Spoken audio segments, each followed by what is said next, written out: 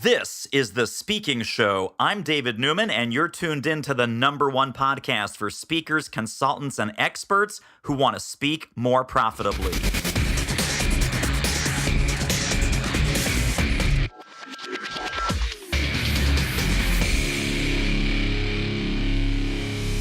So I've got some profound questions to start us off, kind of rapid fire popcorn style. Are you ready? I'm ready when you are, buddy. All right. Boxers or briefs? Either. Depends on what's most available. Bourbon or scotch? Bourbon. Spicy or mild? Spicy. Exactly or sorta? Exactly. Exactly. All right, Phil M. Jones, welcome to The Speaking Show. Great to have you here, my friend. Man, you have built quite the empire. We've got so much to talk about. You have a whole bunch of books. You have this massive speaking empire. You've got this secret project that we may or may not be able to tell people about. You've got your own podcast. You've got your own bourbon. You've got your own minions, your harem. Where would you like to begin? I mean, I'm at a loss. Where would you like to start? That one's on you, buddy. I'm just a humble young guy who is a builder's son from a village outside London that's given it the best shot he can. Let's take this back. I think you started this branch of your entrepreneurial ventures in about 2008. That's correct. Yeah. So tell us how you initially got started. You put your shingle out there. You said, I want to be a speaker. I want to be a trainer. I want to be a guy at the front of the room. How did things get going? Well, I always wanted to be, and I never thought I would. So let me kind of unpack that a touch.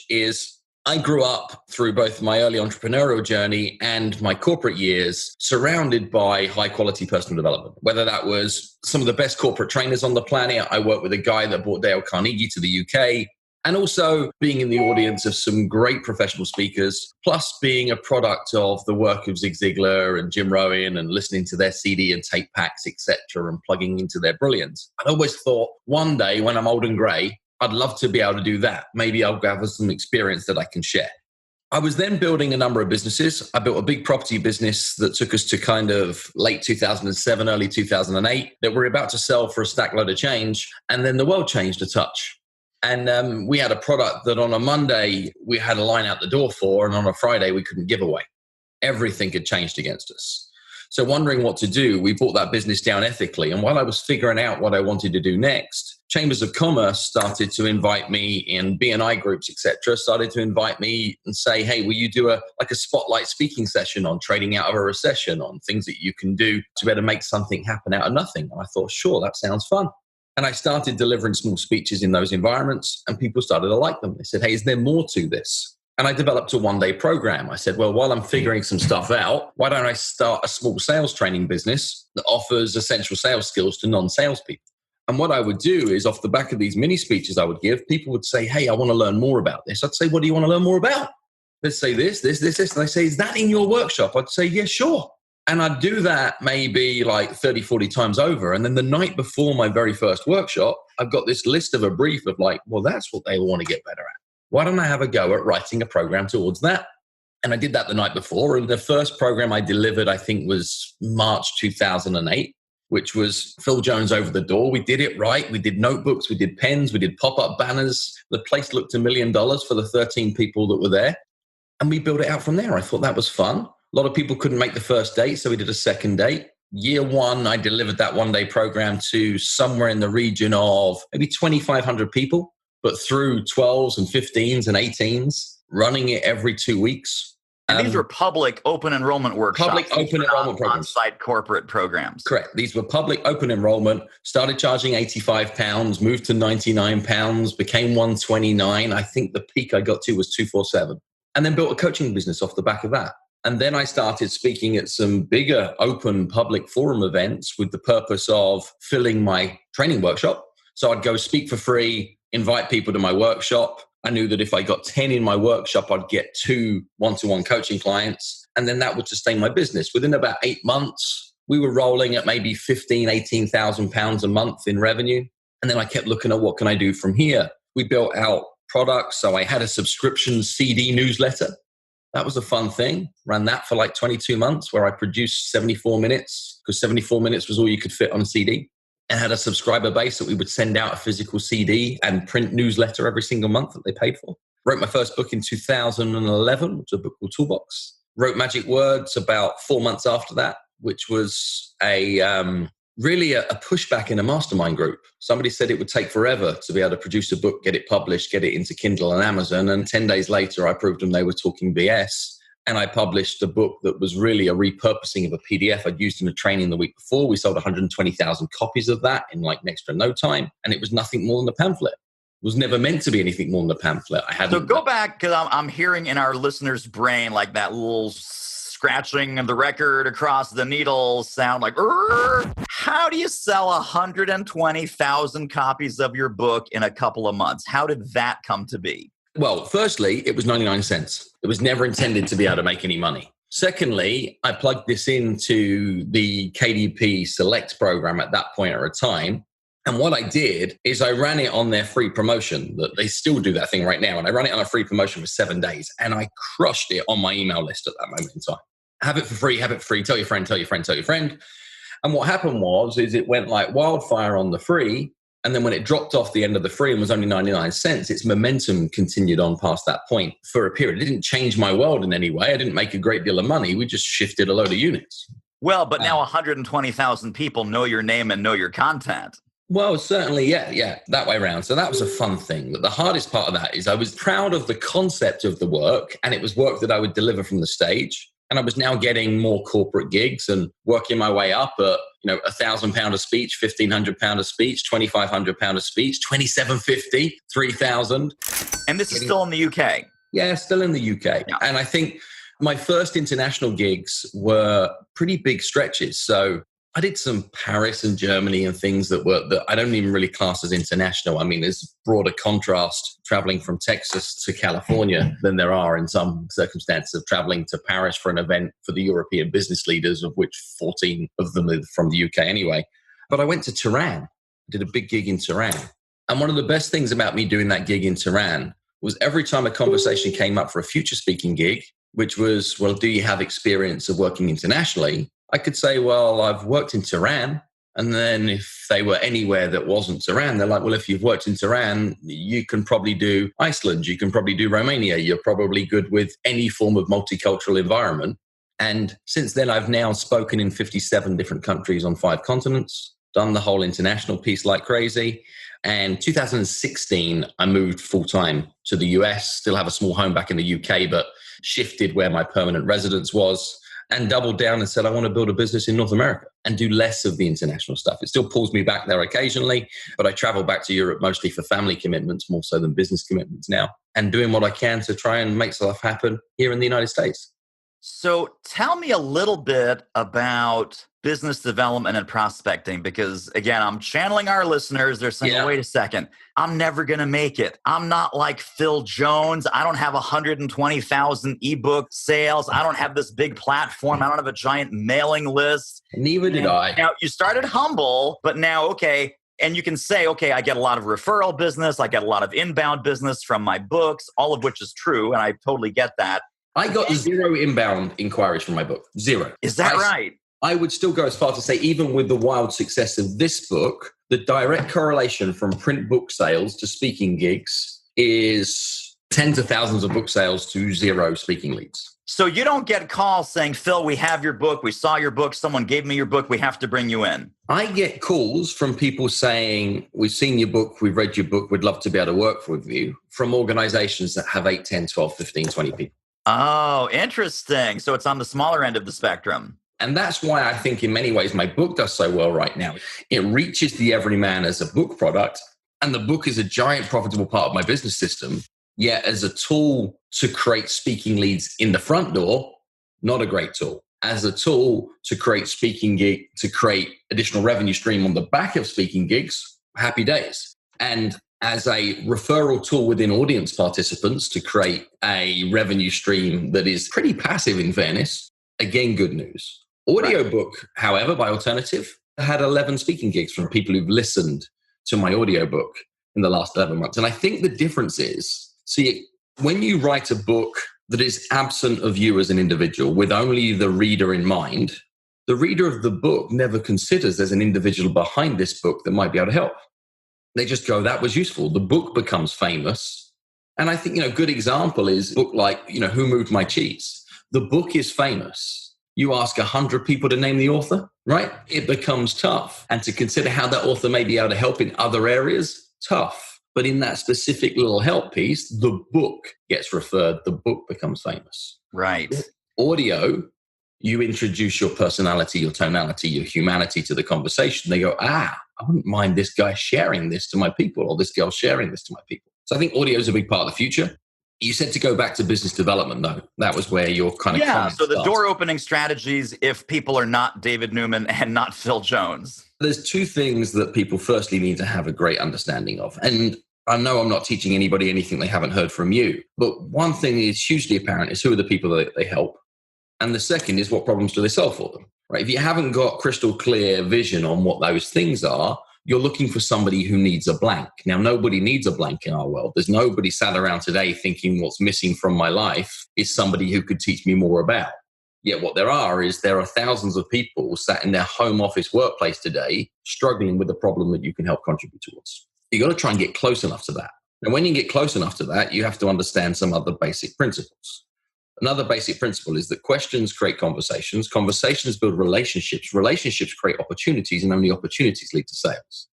So find who your missing people are, the people that you're looking to try and help, and do anything you possibly can to get into a conversation with them that has you asking questions.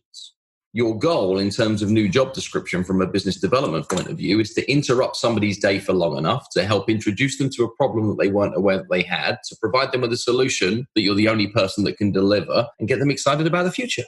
You do that a dozen times a day, guess what happens? You cannot stop the amount of business that you're looking to do. Yet the majority of people in our industry, and even the fact that they talk about it, are waiting for the phone to ring. And it's like waiting for the miracle. It might come, but you had nothing to do with it. Yet what we can do is that we can drive activity. Now, you're going to speak to a number of people that are wrong. And I have a simple ratio that's appeared in all areas of my life from business development. And this ratio is 10-5-2. Ratio always appears. If you can find 10 people that fit your target market, that have some form of potential need, and you enter into conversations with those 10 people, you'll find that 5 of them will have a genuine need. Do a good enough conversation with the 5 people who have a genuine need, 2 of them will buy. They might not buy today, but they will buy. And that is business development in the shortest of sets of thought process. It's not a witty marketing campaign. It's not what's the Facebook ad campaign. That's all cream on top of the cake.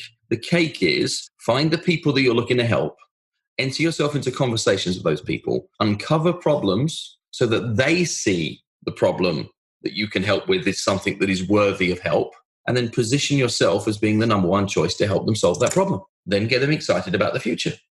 And people listening in, you cannot see me nodding my head up and down for the last 3 minutes straight because amen, my brother. I could not agree more. And people need to re-listen to this last 3 minutes about 100 times. And then you will have a $20 or $30 or $40,000 a month speaking business.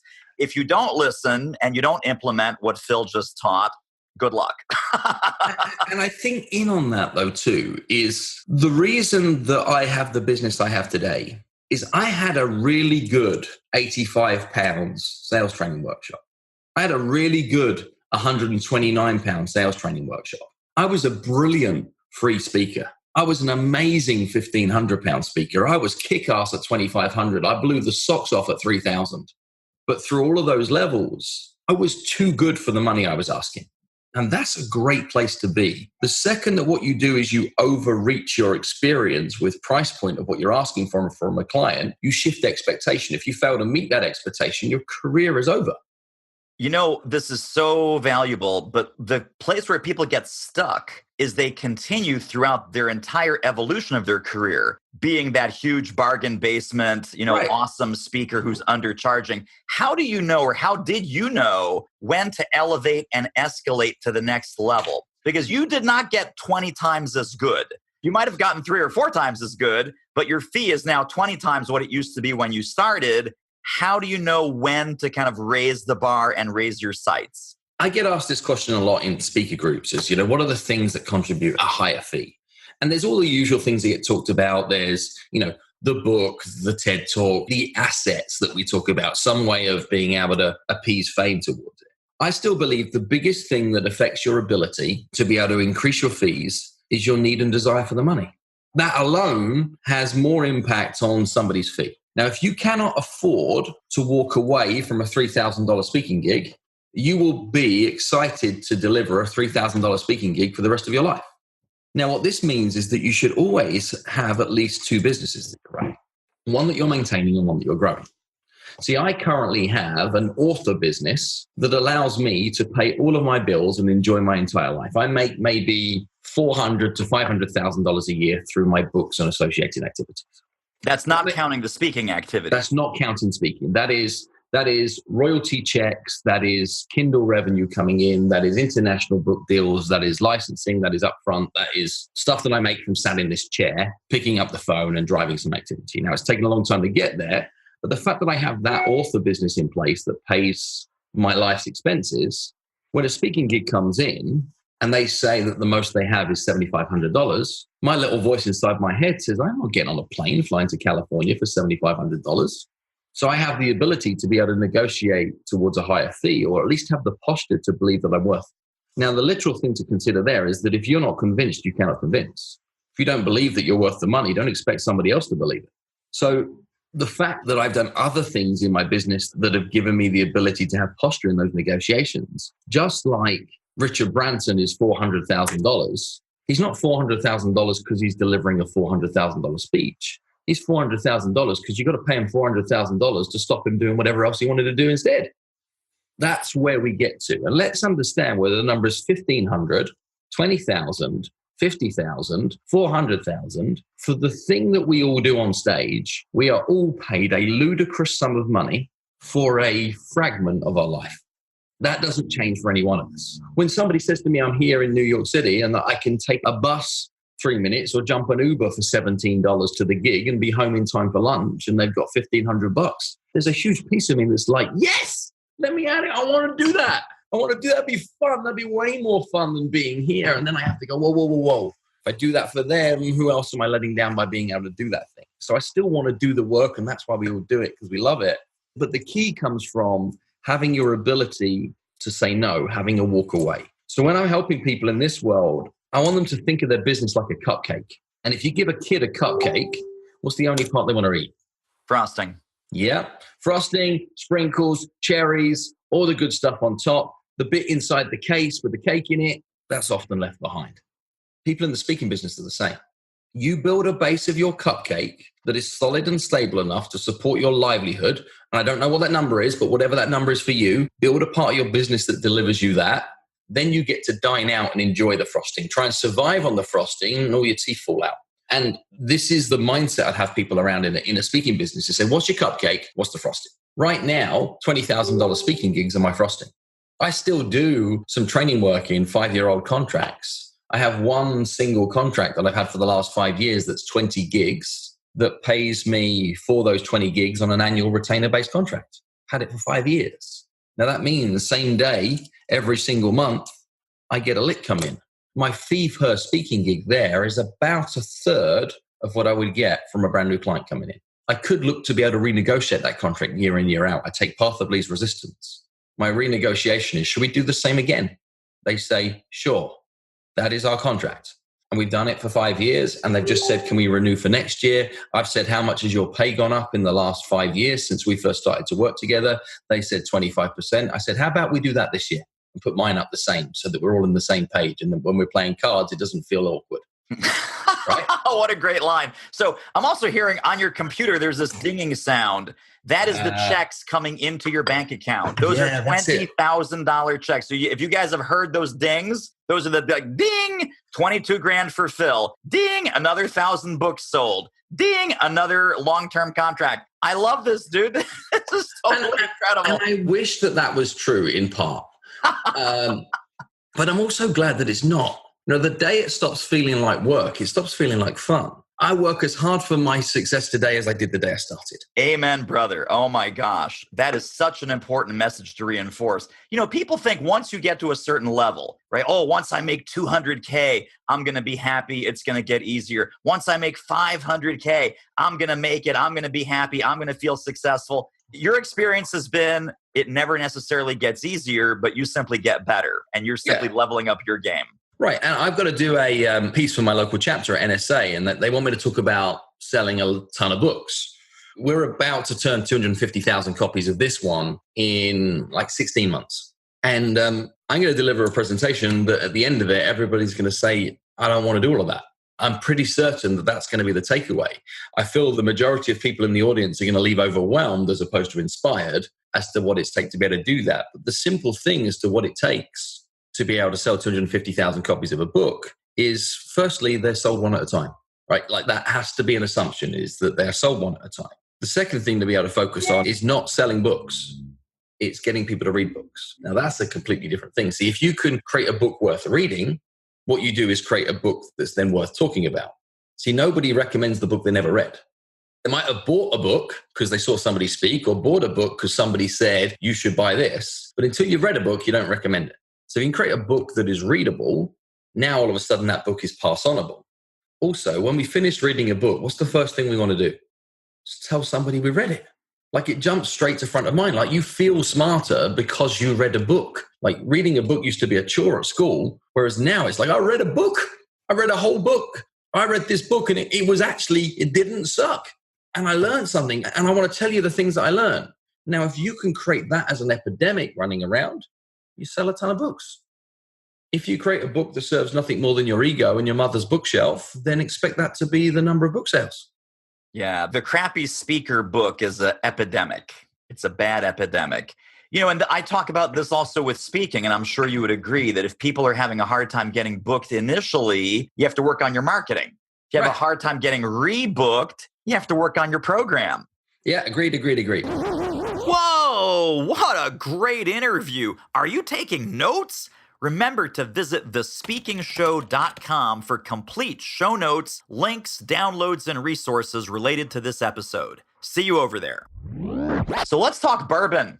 Let's talk bourbon, because now you've had a very fun experience. Talk to us about your bourbon adventures there with Kings County Bourbon.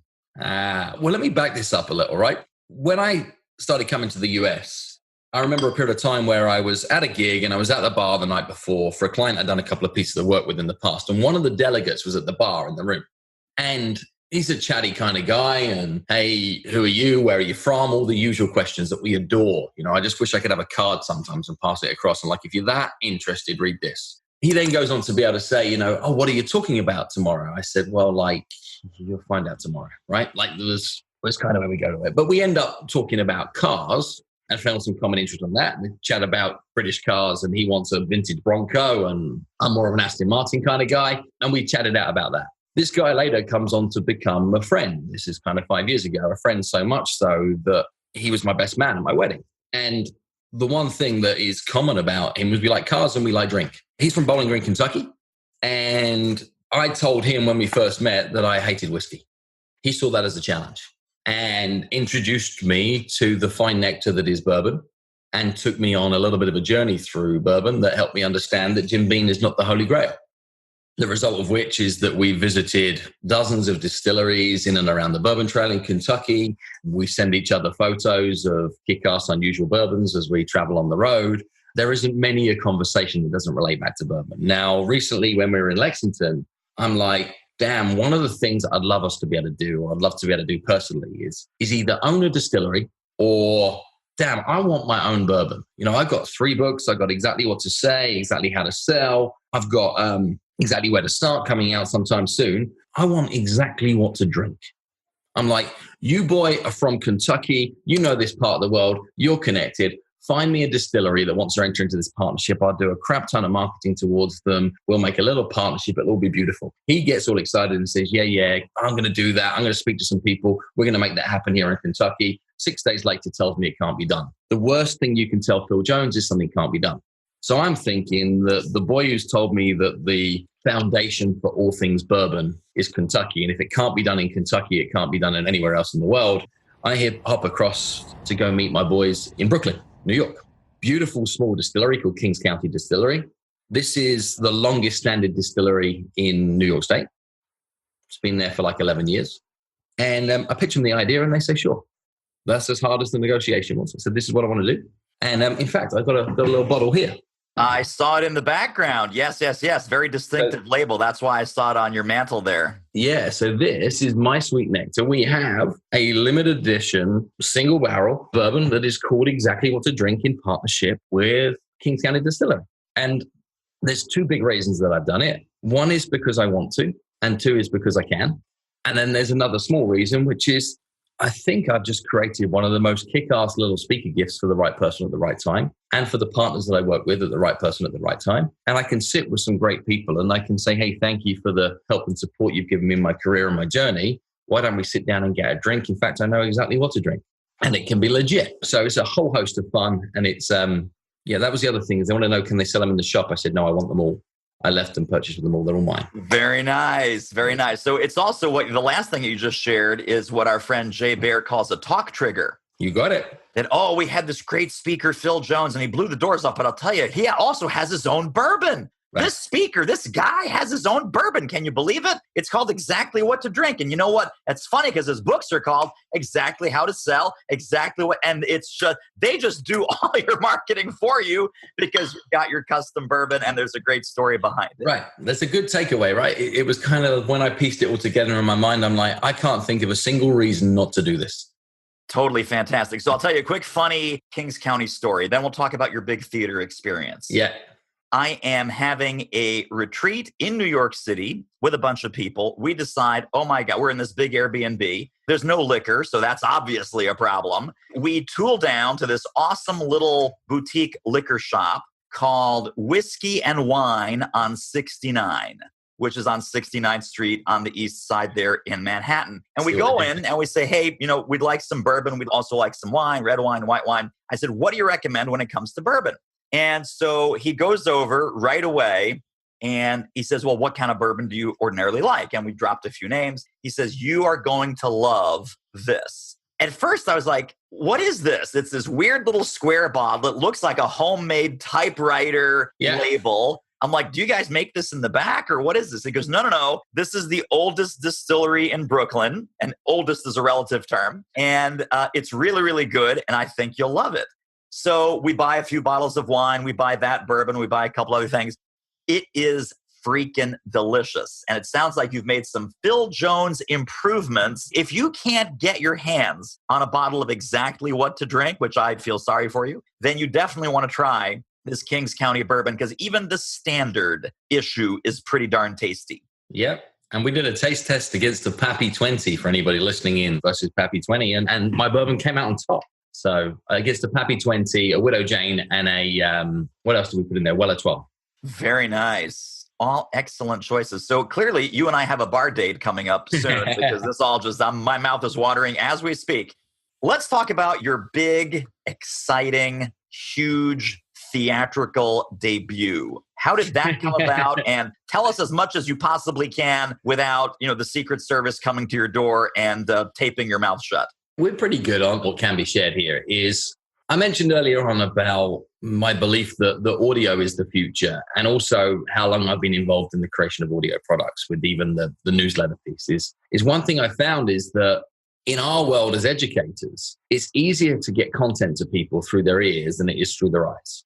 And the number of organizations that are investing millions of dollars into creating video e-learning software and video training for their people, that you and I know that when you speak to anybody who is an end user on those programs, typically does everything they possibly can to not follow the program while the program is running, that they are working crazy hard to close down Windows and to do something else while it's working through and to do the minimum amount of effective dose to say that they've been on the course. Now, that is a fact of life that I didn't want to get involved in. What I do like to be able to get involved in is to be able to get high quality, important information towards people in a format that is accessible. The other big issue that I keep bumping into more and more is I told you how I started my business with my one-day workshop. I still get a lot of inquiries, when's your next one-day open program? I still get a lot of inquiries that say, hey, we got 6 people we'd love to train through your program. And I don't really have a solution to be able to say yes to that in the right kind of way. I can't be everywhere. I don't have price points within my business model right now outside of the books, etc., that can give them that content in a format that's accessible to them. We don't have 247-pound seats that are 12 miles from their house. We don't have any of that anymore. I figured I've got to be able to fix this problem. So I set out on the task of saying, how do I create the most accessible sales training workshop in the whole entire world? That was brief 101. What would that look like? First thought process, I thought, wouldn't it be cool if what I did is I took like what everybody else is trying to do as an online video training course, and I did it and I produced it to the highest quality standard, like a masterclass level video series, but I hosted it on YouTube and I charged people nothing for it. What if I did that? And I ran with that idea for a while, and then I figured it out. Like, I'm going to spend tens of thousands of dollars to be able to get that produced. And then going to put it on YouTube. And I don't have a distribution list to be able to get it towards anywhere I'd need to get it to. And regardless of how good it is, it's going to be lost in and amongst the mess. That was my risk reward thing. So I thought, that's a big play from me that possibly won't achieve the objective that I set out to be able to do, regardless of how good it looks. So I figured then, what do I want to do next? And it kept coming back to audio is the future, audio is the future, audio is the future. Backed up by the fact that exactly what to say at this moment in time as I was thinking through this was, or still is, in fact, the most listened to audiobook on Audible. So it outranks Harry Potter, it outranks The Life-Changing Habit of Not Giving a Bleep. It is the most listened to, not necessarily the most downloaded, the most listened to. So if you're going to take a period of time where you're going to pitch something to a big company like Audible, there's a good timing point when you have their attention based on some previous success from something that came out with an indie publisher. Back up a little bit further on here is I knew I wanted to do this a long way ahead of time. I've been laying foundations into networking into Audible over the last 18 months, got myself to know 3.5 people within the organization, 2 of which are senior. And they don't work in any of the departments that are important to me with this kind of project. But what they can do is they have been able to share with me the vision and the objectives and what Audible are looking to try and achieve as an organization and the direction that they're pointing themselves in. So I can start to think, well, how do I position my content to help them achieve their goals? The big kicker was knowing that I wanted to be able to do this. I got invited to a dinner with another speaker called Neil Pasricha. Neil Pasricha wrote The Happiness Equation. We got to hang out in Toronto a little. While we were hanging out in Toronto, I knew that he'd done pretty well with Audible too. And we got talking about another mutual acquaintance of ours called Mel Robbins and Mel Robbins' success through Audible. And he said, well, he'd just been approached about doing something for Audible Originals too. And I said, who's that with? And he said, it's with Tyler. I said, how would you feel about maybe introducing me to Tyler? He said, I'll do it now. Opens up a text message conversation. And before I know it, I'm texting with Tyler. And 2 weeks later, we're on a phone call. Phone call runs something like this. I'm like, hey, what are you looking for? What are you looking for more of? I've got dozens of ideas. I don't know which one might be right. He shared with me some of their vision that then turned into let's meet for lunch. Met for lunch. And the big idea I shared with him was something I didn't think was possible. I said, what I want to do is I want to create a live experience that we record that feels like it's a live experience to the listener and doesn't feel like it's a recording of a live event.